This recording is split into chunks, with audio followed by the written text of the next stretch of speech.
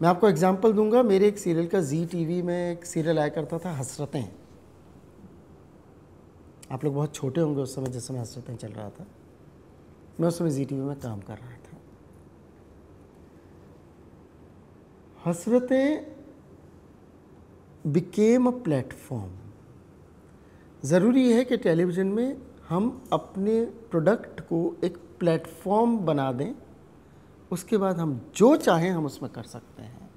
और उसे प्लेटफॉर्म बनाने के लिए हो सकता है कुछ कॉम्प्रोमाइज़ेस करने पड़ें, बहुत सारे लेवल्स पे। एक सिंपल सी बात है, आज एक इंसान फिल्म बनाता है या आज मैं सीरियल लिखता हूँ, एक कवि कविता लिखता है, एक राइटर स्क्रिप्ट लिखता है। किसके लिए लिखता है? कि कोई उसे देखे, कोई उसे पढ़े, कोई उसे सुने और उसकी आँखों में, अगर मुंह से ना निकले तो आँखों से तारीफ ज़रूर नज़र आए। हर इंसान इसीलिए बनाता है। तो हमारा पहला ऑब्जेक्ट ये है, प्राइम पर्पस ये है कि वो हमारी बात, हमारा प्रोडक्ट दर्शकों तक पहुँचे। अगर वो दर्शकों तक पहुँचेगा ही नहीं तो आप अपने प्राइम ऑब्जेक्ट में फेल हो जाते हो। It's futile. वो वहाँ तक पहुँचे तो सही आप जिनके लिए बना रहे हो। मतलब जब बालिका वधू बहुत हिट हो गया, जब उसकी बहुत तारीफ़ें होने लगी, तब मेरे मन में, तब शुरू होने के से लेके तब तक मेरे मन में एक कसक थी, एक तकलीफ़ होती थी कि सब्जेक्ट बहुत इम्पॉर्टेंट चीज़ होती है, कहानी बहुत इम्पॉर्टेंट होती है, आपको बहुत मुश्किल से अच्छी कहानी मिलती है। और आप अगर ऐसा चाहो कि ये कहानी ऐसी हो जो इंटरनेशनल लेवल तक पहुँचे, इंटरनेशनली एक्लेम्ड हो, अगर इंसान के मन में अगर ये बात होती है तो मुझे वो तकलीफ़ होती थी, क्योंकि मुझे बार बार लगता था कि ये सब्जेक्ट मेरे पास एक ऐसा था चाइल्ड मैरिज का जिसकी यूनिवर्सल अपील है, जो इंटरनेशनली रिकग्निशन मिल सकता है उस चीज़ से। हर आदमी को रिकग्निशन चाहिए।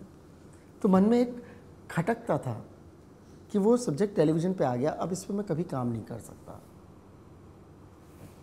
पर मैं आपको सच बता रहा हूँ, जब मुझे रेस्पॉन्स मिलने शुरू हुए, राजस्थान से, यूपी से, बिहार से, पंजाब से, एमपी से, इवन साउथ से, तो मेरे मन से वो तकलीफ़ हट गई। मुझे लगा कि जिन लोगों तक इस सब्जेक्ट को, इस बात को पहुंचना चाहिए था, उन तक वो पहुंच रही है। शायद वो फिल्म होता तो नहीं पहुंचती।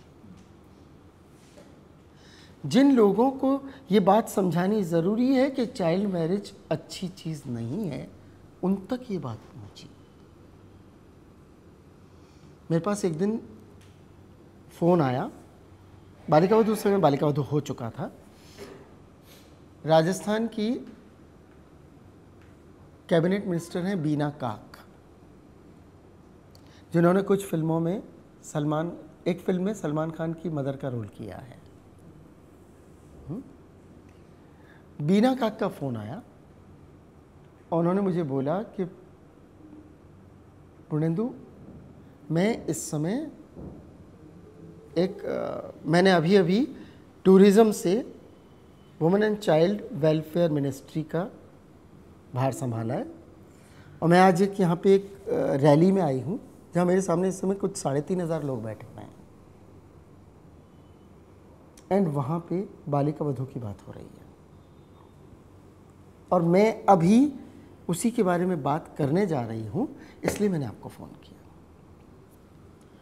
उस रैली के बाद उन्होंने फिर से मुझे फ़ोन किया और उन्होंने मुझे फ़ोन करके बोला कि मैं आपको थैंक्स देने के लिए फ़ोन कर रही हूँ,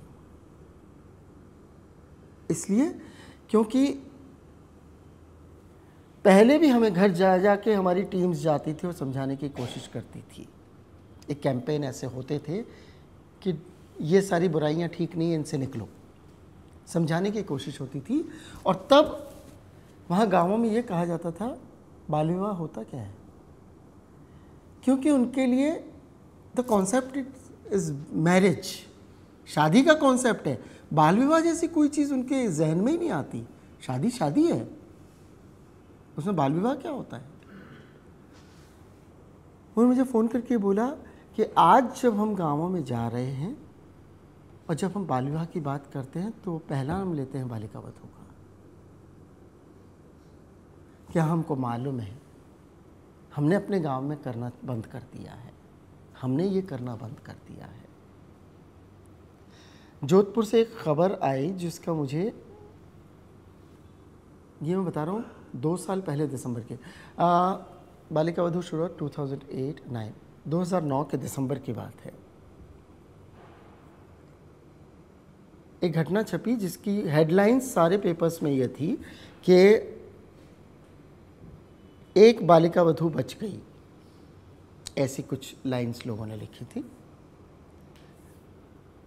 जोधपुर के पास एक गांव में एक 12 साल की बच्ची की शादी 36 साल के आदमी के साथ की गई। गरीब घर की लड़की थी। उसके बदले में क्या दिया, 10 किलो चावल, 10 किलो गेहूं, 3 किलो शक्कर, 3 किलो चाय की पत्ती, 3 साबुन, नहाने के साबुन की बट्टी, 3 धोने के साबुन की बास। इनके बदले में ये शादी हुई। ऐसी शादियां कोई नई नहीं है, आम बात है राजस्थान में।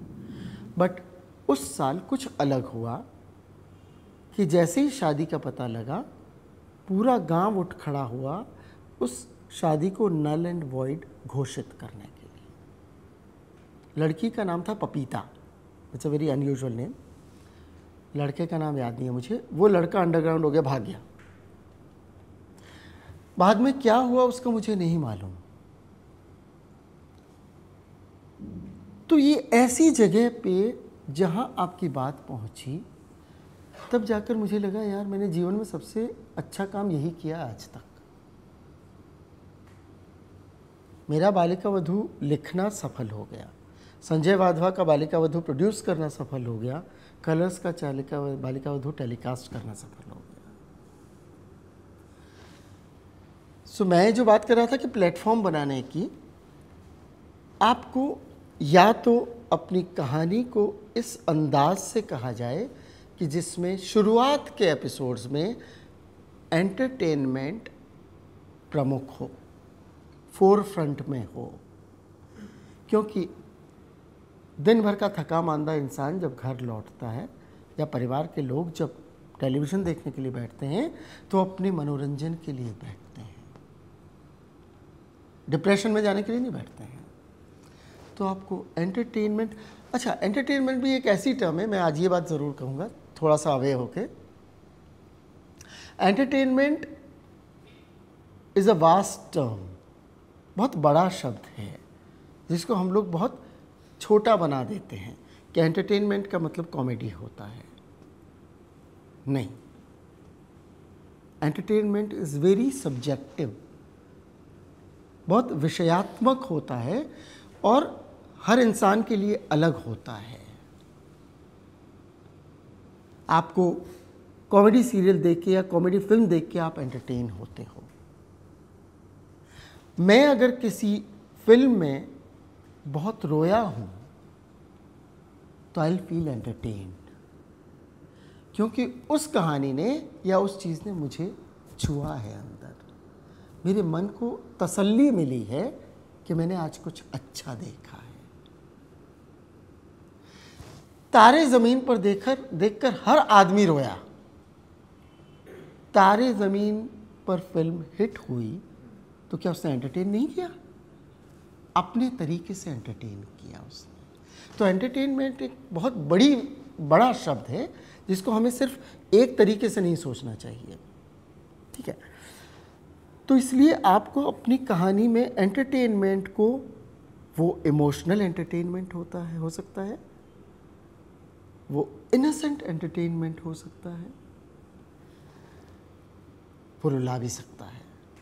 बात इतनी सी है कि आपको दर्शकों के नब्ज़ को पकड़ना है, देखने वालों के अंदर घुसना है।